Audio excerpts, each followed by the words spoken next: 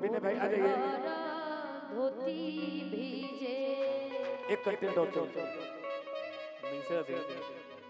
कि धोती मोरा भिजता ता भिजे दे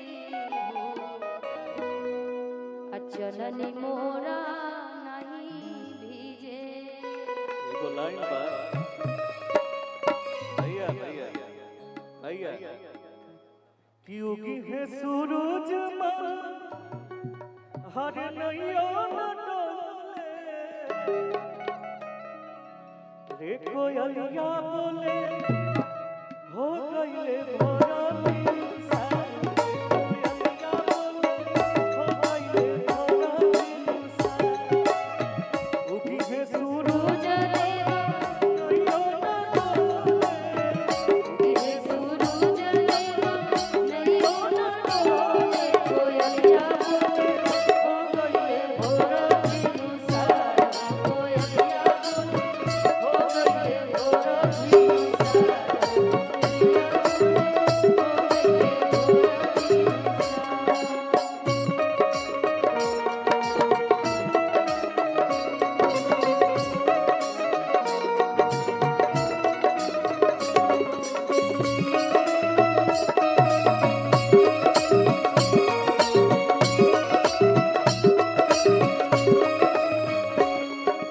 चार दिन से भूखल दिवाई दीवारी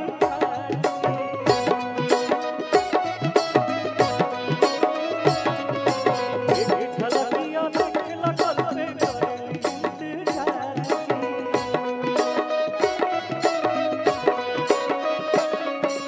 चार दिन से भूखल दिवाई दीवारी एक झलकिया देख लगल से करेली इंतजार बड़ा सुंदर लाइन बा ओठवा झुरा गइले अखियों न खोले रे ओठवा झुरा गइले अखियों न खोले रे कोयलिया बोले हो गइले भोरे निशा कोयलिया बोले हो गईले भोरे निशा कोयलिया बोले हो गईले भोरे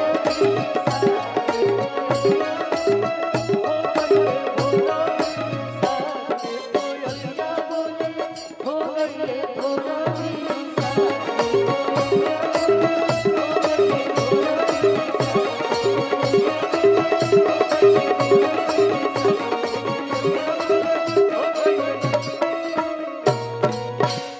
यहाँ कितना में इतना ही मिलेगा। अब तो आदेश करने से पहले सोच लो नहीं बोला जाए भैया ना प्लीज बेचारे का पेमेंट नहीं आएगा ना। मैं समझ सकती हूँ। बिट्टू भैया अब आप बताते जाइए। कल हो सबसे तो पहले चलो इस टाटा। पूजा कमेटी के कल टाटा अध्यक्ष चलो टाटा टाटा। बड़े भैया बलराम भैया जिनका आज बर्थडे बर्थडे बॉय